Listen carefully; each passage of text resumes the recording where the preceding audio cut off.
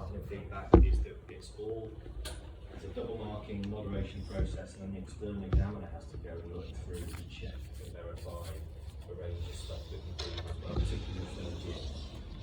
Having said that, the whole cost reports will be marked in the next couple of days. They will be moderated and screened and checked, and then marks and feedback will be released in the next couple of days, so watch out for that.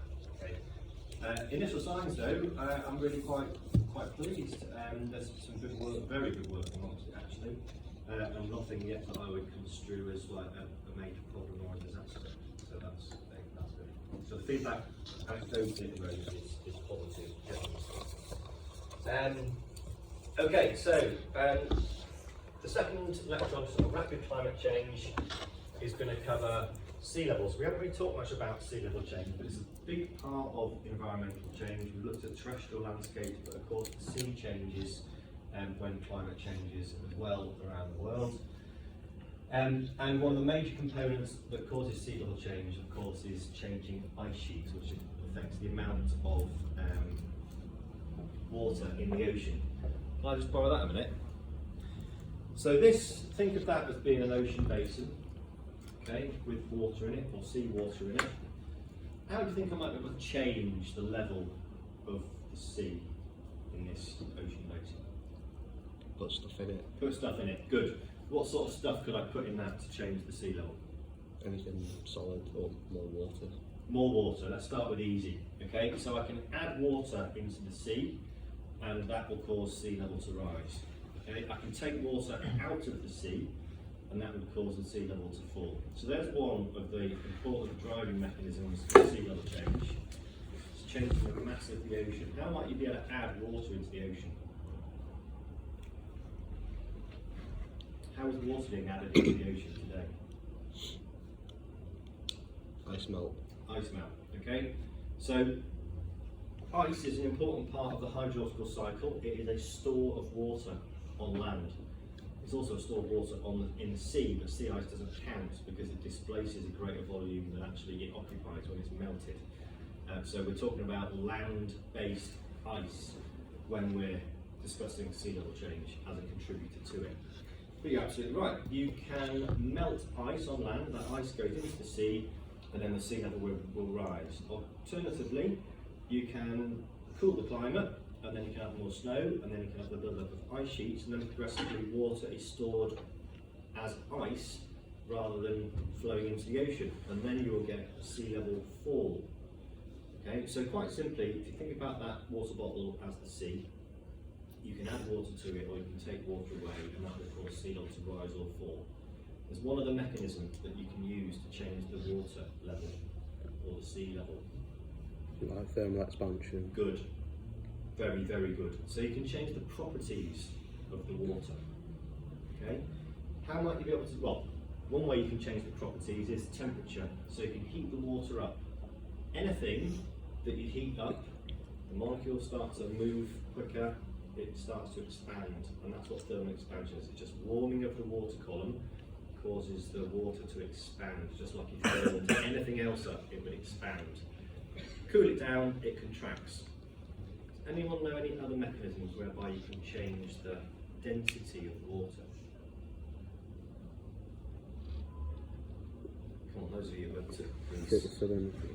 Salinity, yeah. So the salinity of water affects the density of it, and therefore affects the sea level. So things like temperature and salinity all affect the density of the water, which affects the sea level. Okay, thanks for borrowing your water bottle. But essentially, that encapsulates the only two mechanisms whereby you can get actual changes in the sea level. You add or remove water, or you change its properties to cause it to expand or contract. Okay, so that is at the heart of all studies of sea level change. Now, of course, there's tectonic influences, and there's other processes that go on that affect the size of an ocean basin, so the sea level can fall because the ocean basin gets bigger, or you can get relative changes of land against the sea, so it looks like you've got sea level changes, but they're relative ones. But when you're looking at actually how sea level changes, it's just those two key processes. So keep those in your mind. Okay, so how does all this fit in? These are the learning outcomes. This is the module learning outcomes. If you've ever looked at the module guide, I suppose some of you have, but not maybe all of you, all modules have got learning outcomes, and this is the learning outcome really that we're addressing in today's lecture. Critically evaluate scientific literature to establish the mechanisms driving environmental change during the Quaternary. The mechanism that we're looking at here is ice sheets driving sea level change. So the session learning outcome is to assess the role of climate change in ice sheets and past and future sea level change. Okay, a very contemporary and important topic. So how are we going to do that? We're going to look through the lecture in two parts. We'll have a look at modern sea level rise, so the context today, what is sea level doing, how do we know that, how do we measure sea level, and what is causing, what's the contributors to contemporary modern day sea level rise. And then we'll have a look at some of the issues with our understanding of modern day sea level. So what are the gaps in our understanding, what are the uncertainties, what are the scientific limitations, and how can we overcome those? One way we can overcome those is to look at what sea level has done in the past. If we can understand how much sea level has changed over the last few thousand years, and like in Holcroft, we know what the climate has done because we've got proxy climate records. We can go, well, hang on a minute, this is what sea level does when climate changes. We can understand how it works in different ocean basins. We can plot that information over time, and that helps us inform our understanding of modern day sea level. So it's an important context. And the last thing that we're going to do is look at some examples of rapid climate change events and the impact that they have had, or the measurable impact they've had on sea level. We will look at a thing called meltwater pulse 1A. Clue is in the name. It's a meltwater pulse that surged into the ocean that caused very, very rapid sea level rise over only a few hundred years. We'll look at the 8.2 event linked to another sort of wastage of ice sheets and meltwater going into the ocean. We'll revisit the medieval climatic phenomena in the Little Ice Age. And these are the two critical climate change periods that were revealed in the Holcroft core. And there's evidence that these two things have affected sea level change, so we'll look at those. And then lastly we'll have a look at back to modern day sea level rise and where we are in terms of our understanding of that. So here we go. Okay, so why is this important then? So this is a graph. This is from the IPCC's latest report, and in the middle is the bit that we know. Okay, this is measured sea level change in the red from instruments called tide gauges. I'll explain those in a minute, and in the green is from satellite measurements. So we've got this window here of observations where we've been able to actually physically measure sea level. And what we're trying to do is do that. We're trying to go, well, what is sea level rise going to be like into the future? And we're projecting that based on our understanding of this. But our understanding of this is incomplete. Okay, so we need information from here to be able to answer some of these important pressing questions. So when did sea level rise start? Well, maybe not here if you look at the trajectory of this curve. Is the current rate unusual? Okay, how do we know if is this rate completely unprecedented, or has this rate happened quite regularly in the past? What's this got to do with humans? Is this anything to do with humans, or can this be completely ascribed to natural climate changes? To answer all of those questions, you need longer term data from the past to be able to put these observations, these measurements into context. So that really is why this sort of thing is very important. This part of Quaternary studies is of crucial importance. It's for the understanding of modern day problems.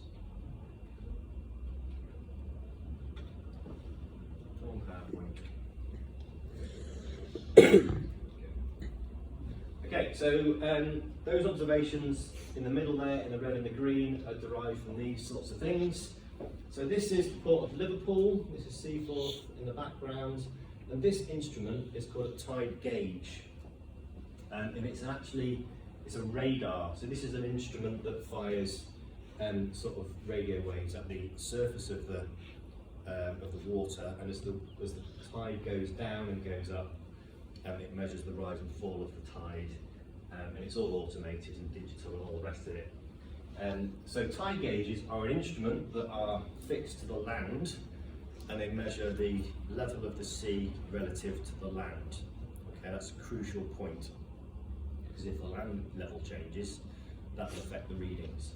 Okay, old ones were analog recorders, so there would be like two weights, and the weights would rise and fall like a cylinder, as the tide rose and fell. So it would measure continual rise and fall of the tide, and then you'd average that out over time to get your mean sea level. And then on the right is another way, a completely independent way of measuring sea level using satellites. It uses an instrument on a satellite called an altimeter. So consequently, it's called satellite altimetry, because the measurement is using an altimeter. And this obviously takes a sort of a near global view, or a hemispheric view of the ocean, and it measures the ocean surface relative to the Earth's centre. Okay, so essentially it's measuring the distance between the satellite and the surface of the ocean, and calculating that as a sea level position relative to the centre of the Earth's mass. So those are the two ways in which modern day sea level is measured. It's using tide gauges that are fixed to land at coastal areas, normally in ports, and it's using satellites that are orbiting around the Earth and then measuring the sea level from space. So this is a compilation up until 2010 at least of globally averaged tide gauge measurements, and the different coloured lines are just different types of tide gauge measurement, and in the black there is the later satellite record. First thing you can see is that the tide gauge records and the black all overlap, so we're happy then that satellite measurements of sea level correspond with tide gauge measurements of sea level, and that gives us independent verification that the data are probably correct. And the other thing you can see here is that the tide gauge record goes back quite a long way. So the satellite record is very short. Tide gauges go back at least to 1860.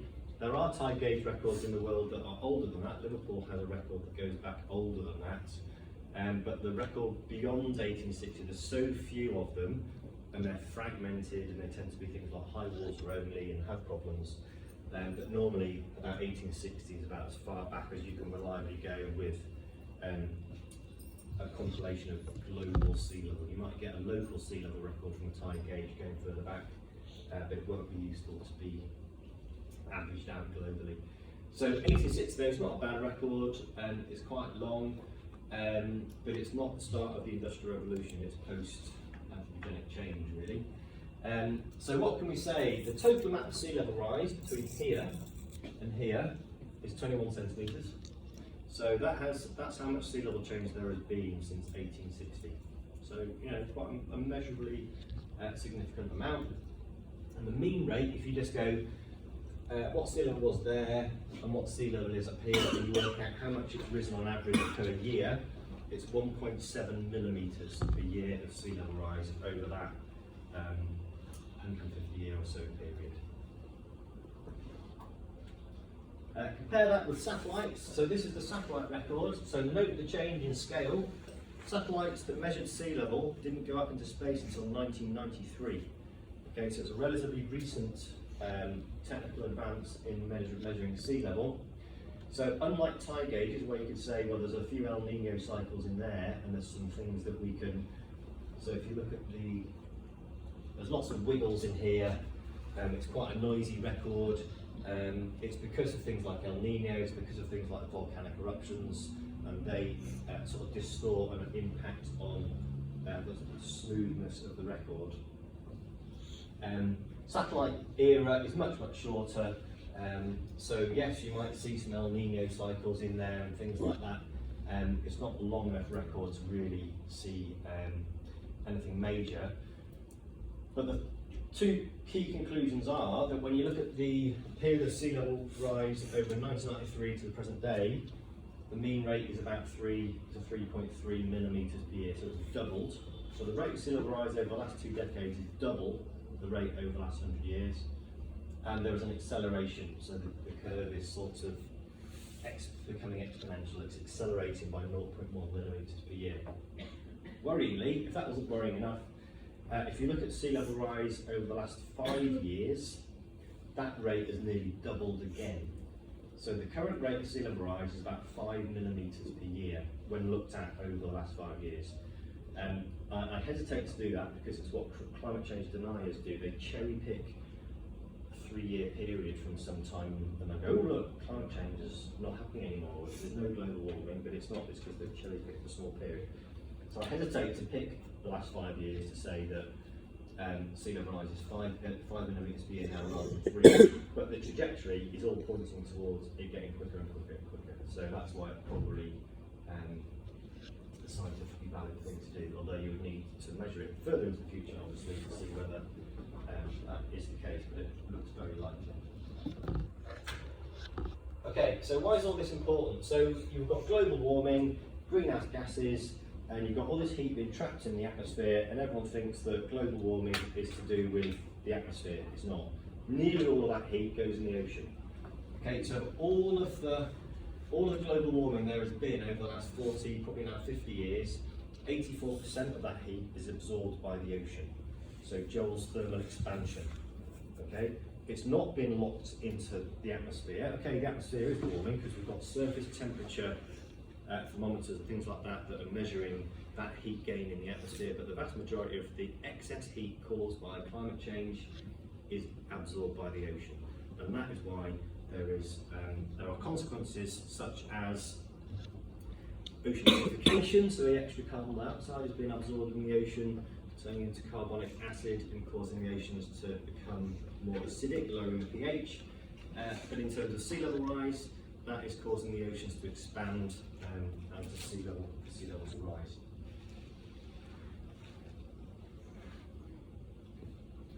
Okay, so the great thing about satellites is we can now start to look at patterns of sea level change from around the world, and we can start to try and pick out what the main contributors are to that record. And that's what this sort of pie diagram shows here. It shows what the different individual contributions to sea level rise have been. So a pretty thick wedge of the pie is thermal expansion. Okay, that's just physical expansion of the ocean as it warms. It's not quite the greatest component. The greatest component is actually mass contribution. So this is the contribution from land-based glaciers, and it's the contribution from Greenland and Antarctica.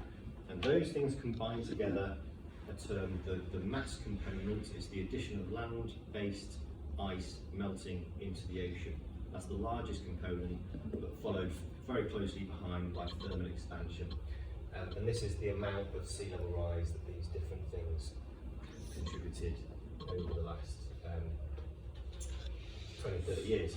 And the residual is all the other things. So there are other things to do with water that is stored on land and things like that that are difficult to measure actually, but that's what the green pie is, but it's a relatively insignificant thing.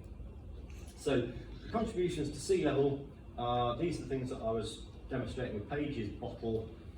You've got a steric component, so that's changing in the volume by heating it up, cooling it down, changing the salinity, changing the density of the ocean, causes it to rise or fall. And the mass component is physically adding or removing water from the ocean. Okay, so those are the two key components that contribute to sea level change in the present day. Okay, and so this is a slightly different way of illustrating that. Here we've got the different components again: thermal expansion, glaciers, ice sheets, and this the residual component about water storage. And then if you add them all up, okay, you get your sea level budget. Okay, but what you can observe on this this diagram here is that our observed measurements, so our physical measurements of how much sea level has changed from 1993 to 2010, adds up to that amount of 3.2 millimetres a year that is in the satellite record. When you add up the known contributions, it is not as much. So we are not able to solve our sea level equation. We have measured more sea level than we can account for. And this is a problem. Okay? This guy here termed this the sea level enigma. The inability to be able to close the sea level budget. He died last year. Walter Monk, very, very, very, very clever man. And he coined quite a famous phrase. He said, we are in the uncomfortable position of trying to extrapolate and project into the future on the basis of an incomplete knowledge of the past. And that's what he's talking about. He's saying, look, we know that sea level has changed by this amount. We can only account for a certain proportion of it. There is some missing sea level. There are some things in this that we do not understand completely. So what are the things that we don't understand? Well, Tim probably has told you this, or maybe he hasn't. But we don't understand anything about the cryosphere. If you think about Antarctica and Greenland, they are two major contributions to sea level. They are exceedingly remote. They are very, very hazardous and very, very difficult and large places to study. And therefore, until the advent of satellites over the last sort of few decades, and other remote sensing kind of techniques that have enabled us to better observe and understand ice sheet dynamics and ice sheet behaviour, we had a very limited knowledge of the cryosphere, and certainly a very limited knowledge of what its contribution might be to sea level change. So because of the complexities of the cryosphere and our inability to be able to measure or model changes in ice sheet behaviour, at least some of that discrepancy there is because of our uncertainty, the poor understanding of ice sheets and glaciers. Okay? The other uncertainty is the ocean. So we measure heat gain in the ocean by a series of rising and falling floats that are called Argo, A-R-G-O. And Argo is simply, it's like a buoy that sinks into the ocean, and then they pump compressed air into it, and it rises back to the surface. Then they let the air out, and then it sinks back down. So these Argo floats just go up and down, bobbing in the ocean, and they are throughout the world's ocean. Even though there was some worry over the last 10 years that the funding for them might not be there, they've been maintained. The issue with that, well, and they're wonderful by the way. We get to know now what the temperature of the ocean is all over the world. Only the top 200 metres, because that's their depth. That's the maximum depth that they can go to. What's going on below 200 metres is anyone's guess. So you're trying to tell me that just by understanding the top 200 metres of the ocean, you can understand everything about sea level change? No, of course you can't. So some of that stuff is probably because we're only monitoring the top skim of the ocean. I mean, some oceans are, you know, hundreds of kilometres, thousands of kilometres deep. So we're not capturing a full understanding of the ocean. So cryosphere is a problem, full understanding of the ocean is a problem, and then this sort of component here that isn't thermal expansion and isn't ice sheets is also, you know, stuff in reservoirs, dams, land storage. That component is not well understood. So because of those uncertainties, we are not able to close the sea level budget. We're not able to fully explain. We're getting quite close, so it's not bad. It's not as bad as it was. But it's still not perfect. There's still some things there that we're not understanding. So again, we need to understand these things, and the way to do that is to monitor them and to look for information from the past to help with that understanding. What other issues and uncertainties are there? This is a map that shows the global distribution of tide gauge instruments all over the world in the red spots. The red spots show where there is a tide gauge that has been there for 40 years or more. There's a few things that you can spot here. You can spot that some countries have got hardly any sea level data that's more than 40 years old. So you have a look at you know, the northeast coast of South America, almost all of the southern continent of Africa, most of northern Australia. There is no sea level information there, because there are no tide gauges there that are longer than 40 years. Okay, that is a problem. And another problem is if you draw a line across there at the equator, you look at how many tide gauges there are in the northern hemisphere compared to the southern hemisphere. Okay, the southern hemisphere is a bit unfair, isn't it? Because there's not much land there, so you can't expect there to be as many tide gauges down in the southern hemisphere as you can in the northern hemisphere. But there's hardly any. There's probably 10. or 12 tide gauges in the entire southern hemisphere with data longer than 40 years. You look how many there are. Antarctica is quite an important place for measuring sea level, wouldn't you have said? One tide gauge over the entire Antarctic. No, that's not good. So, yes, tide gauges are brilliant. Yes, they can go back when you compile the globally average record to 1860, gives a long trajectory, but their distribution over the world geographically is very uneven, and their temporal length is limited. Okay, and there are very few records that are long enough to really give us really useful information. And then there's one other issue as well, which is a really annoying, complicating factor, and it's down to pesky ice ages. Okay, because when we have an ice age, then a load of ice forms on land, continental ice sheets form, causes sea level obviously to drop by 100 or more metres, and the consequence is that that ice is very, very heavy. The Earth's crust is pretty solid, but the Earth's crust is like a thin scab, right? And it sits on top of the Earth's mantle, which is a mixture of solids and a viscous fluid. So the mantle is squishy. And when you have ice, so here if you look at the British Isles, this dotted line shows approximately the extent of ice during the last glacial maximum, the LGM. And what this did was depress the Earth's crust into the mantle, literally squished it down by tens of metres. And what happens is that you've got all that weight of ice, so you've got like 1.5 kilometres thick of ice on top of the Earth's crust, squishes down into the mantle, but when you squish down the Earth's crust into the mantle, you imagine what happens if you push down on like a balloon, it forces the sides out, doesn't it? It doesn't just sort of, it deforms and it goes sideways, and that's exactly what happens here. You push the Earth's crust down, the mantle depresses and it squishes out, and you get what's called a forebulge, a glacial forebulge. And the land beyond the edge of the ice and into this area is pushed up. So you get subsidence under the ice, and you get this forebulge driven uplift outside of the ice. So you get quite profound changes in the level of the land relative to the sea because of ice ages. You can probably tell where this is going, because when the ice melts, what do you think happens?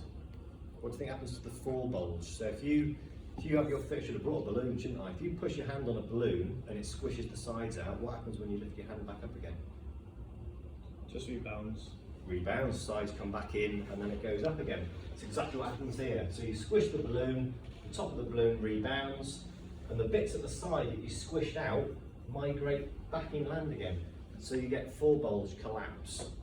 So you get all sorts of what are called isostatic land changes as a consequence of loading of ice in ice ages and unloading. This process is given the collective term GIA, glacio-isostatic adjustment. So if you see paper, well, you will fail to see a paper on sea level change that doesn't mention GIA. That's what it is. Okay, it's the way that sea level records are essentially contaminated by this legacy of ice ages. So if we have a look at the British Isles, this is the British Isles with horrible coloured dots on it.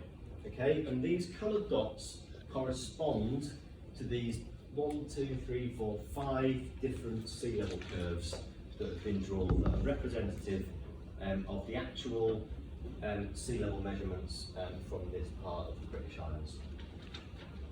So in brown here, that's the pattern of sea level change, or relative sea level change, I should say, from about 20,000 years ago to the present day. And it's a pattern mostly of relative sea level fall. Okay, that is because these areas here were under the thickest, heaviest ice, so the maximum subsidence and depression occurred, and that that area is still uplifting faster than sea level is rising. So you get relative sea level fall. Okay, sea level might be rising, but the land's going quicker. So when you look at the pattern of sea level change over time, relative to the land, it's falling.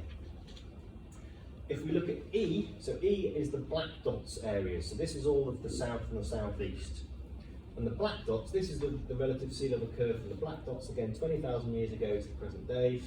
And the sea level curve from that area is rising all the time, pretty much. There's some wiggles in it, but, you know, the rate of change is not linear, but it's rising. That's because this area is beyond the limit of where the ice was, and it's where the forebulge was. It's where that mantle squished out from underneath the ice and pushed the land up. So when the ice melts, that land sinks. You get forebulge collapse, so you've got land sinking and sea level rising. So the relative sea level change is only going to be in one direction. Land falling, sea level rising, it's onwards and upwards sea level change all the way. So that concept is relatively straightforward. You've got uplift in Scotland that causes relative sea level fall because the land's rising, and you get subsidence in South England because the forebulge collapse and you get relative sea level rise. We get that. The problem is the bit in the middle. So the British Isles is a very interesting place for the study of sea level change because it was at the limits of where the ice sheets were, and where you've got the bits in between, you've got so the yellows and the greens and the blues, you've got sea level histories that are a mixture of sea level, relative sea level fall and relative sea level rise, depending on the GIA influence on those records. Okay, because they're in an intermediate area, so they're a bit more complicated.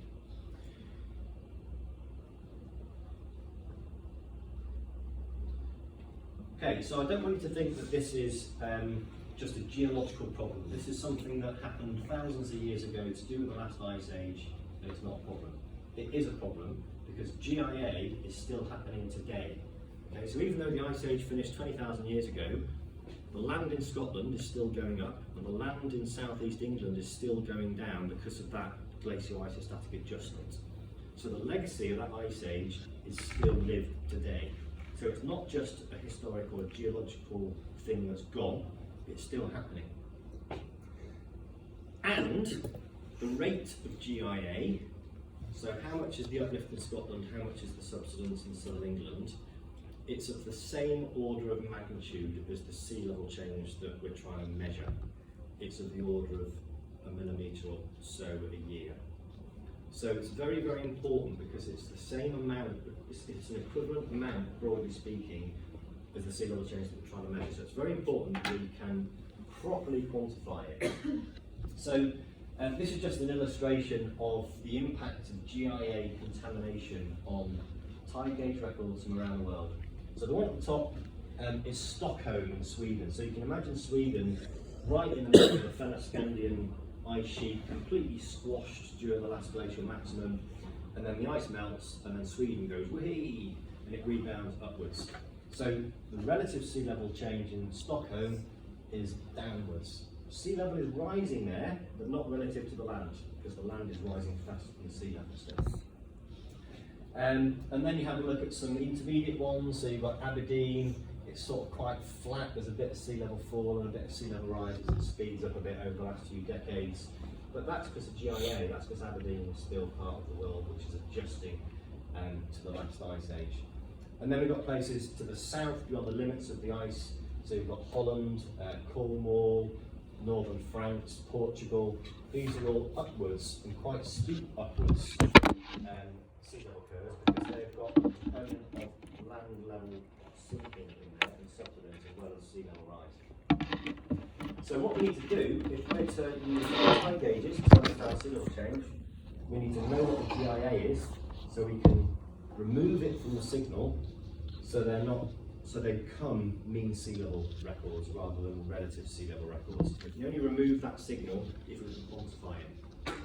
And then to quantify it, you need data from the past.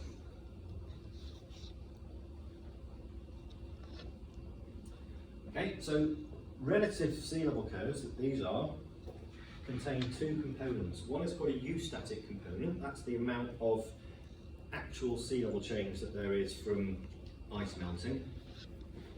And they have an isostatic component, that's the GIA bit, and that's the bit that relates to the movement in the land.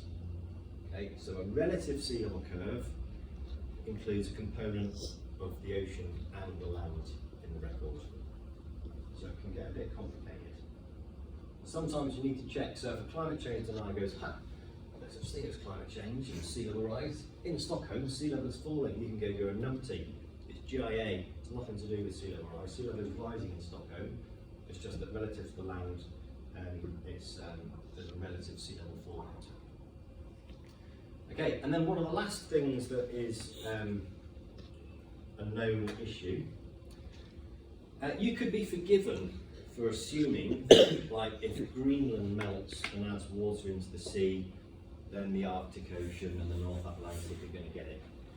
And you'd be forgiven for assuming that if Antarctica melts and starts to produce significant quantities of water into the ocean, then the Southern Oceans are going to be the places that are going to get it. And you'd be wrong. The reason why the first thing to say is, yes, you can assume that a given amount of ice melts corresponds to a given amount of sea level rise, because you're just moving mass from one place to another. So if Greenland melts in its entirety, there is enough water in there to change the volume or the mass of the ocean by 7 metres globally. So it is true to say that there is a direct translation between ice melting into water and adding into the ocean at a certain amount. But the distribution of that sea level rise is not related to, it's not necessarily close to the source of the melt. And the reason for that is the Earth's gravity field. So Antarctica and Greenland are so whacking big that they have their own gravitational influence on the ocean that surrounds them. And literally, the water around Greenland is attracted towards the ice sheet. You get this gravitational attraction effect around Greenland, and similar around Antarctica. So if you melt Greenland, then the gravitational attraction diminishes, and that is greater than the amount of water that's added to the ocean by sea level rise.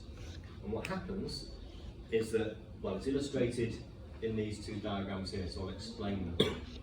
The diagram in the top panel is an illustration of what the sea level response is to melting on Greenland. Okay, and so the blues and the whites are not very much, and then the yellows and the oranges are high. So this is Greenland at the top,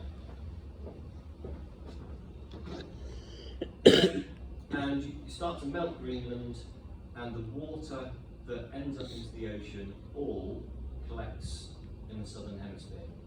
And that's because of the gravitational effect, because there is less gravitational attraction on Greenland, so the water is transferred to the southern hemisphere. If you look in this lower panel, then this is a simulation of the impact of sea level, of melting on Antarctica and the impact it has on sea level. And you'll see the opposite.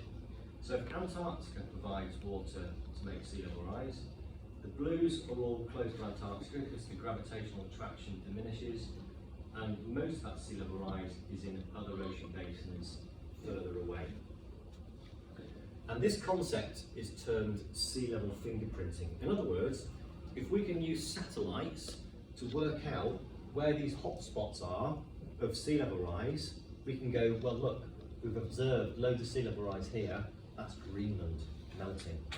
Or we've observed lots of sea level rise in the northern hemisphere areas, that must be Antarctica is melting. We still don't really know which. We think it's Greenland is providing most of the water that's contributing to sea level rise, more than Antarctica, but this is the way in which we can detect the main melt sources by sea level fingerprinting and looking at the distribution and the pattern of sea level change, because it's not linear and it's not the same around the world because of these spatially variable gravitational effects.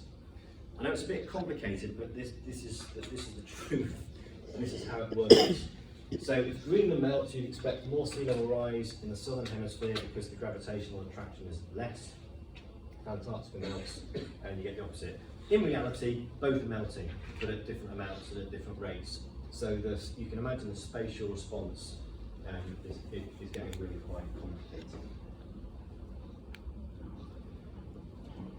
What we can do though, if you think about this, if we know this information, we go, okay, I wonder if as sea level has risen over the Holocene, whether most of that was from melting at Greenland or whether the most of that was from melting in Antarctica. We can investigate that by looking at long-term sea level records from Africa or long-term sea level records from Europe, because if we will be able to fingerprint the sea level history to see whether it's Greenland or Antarctica that is the main meltwater source. And that's what I'll return to again in the lecture. Okay, so let's just summarise these things and then we'll have a bit of a break. Okay, so we're going to move on now to looking at past sea level and the influence of rapid climate change on sea level records over the Holocene. If we measure sea level in the past, it can basically help with all of these uncertainties that we've been looking at. First one is quantifying GIA. So GIA is something that's been happening ever since the end of the last ice age. So any measurements of past sea level change from a part of the world which was impacted by ice sheets directly like the British Isles and Northern Europe or North America can help provide information on the GIA signal. We can quantify the past ice sheet contribution by getting records from different parts of the world and trying to fingerprint whether the rise is more or less in certain places and whether that could be to do with meltwater sources in Greenland or Antarctica. And the third thing that it can do, it can resolve that issue with the fact that satellite records only extend back to 1993, tide gauge records only extend back to 1860, returning records extend back for as long as the sediment records exist, thousands of years. So you can extend the record back way beyond anthropogenic influences and then really get to grips with that contemporary anthropogenic effect on climate change and sea level. How do you do it? You go to places where information on past sea level is stored. Okay, it could be a coastal marsh. So a coastal marsh has sediment that accumulates over time. So as sea level rises, it adds sediment that gets buried, and just like we did at Holcroft, you can go and core it. And when you core it, you've got a record of sediment accumulation in relation to sea level change over time. Lagoons, alluvial plains, anywhere in the coastal system where there is sediment is a potential hunting ground for these sea level index points. You can also use archaeological remains and other indicators. But these sea level index points or slips, all they are is a data point or a sample that you know the age of, you can date it, and you can establish the relationship between that point and a former sea level. Because if you've got those two things, you can create a sea level curve, a plot over time of how sea level has changed. So that's what the rest of the information in the lecture is that I'm going to show you. It's the compilation of sea level index points from these various places that enable us to show how sea level has changed over time and what has caused those changes. Okay, so we'll have a little bit of a break now before we crack on with that. Attendance monitoring thing. Should that make it to everybody? Yeah. Yep. All good?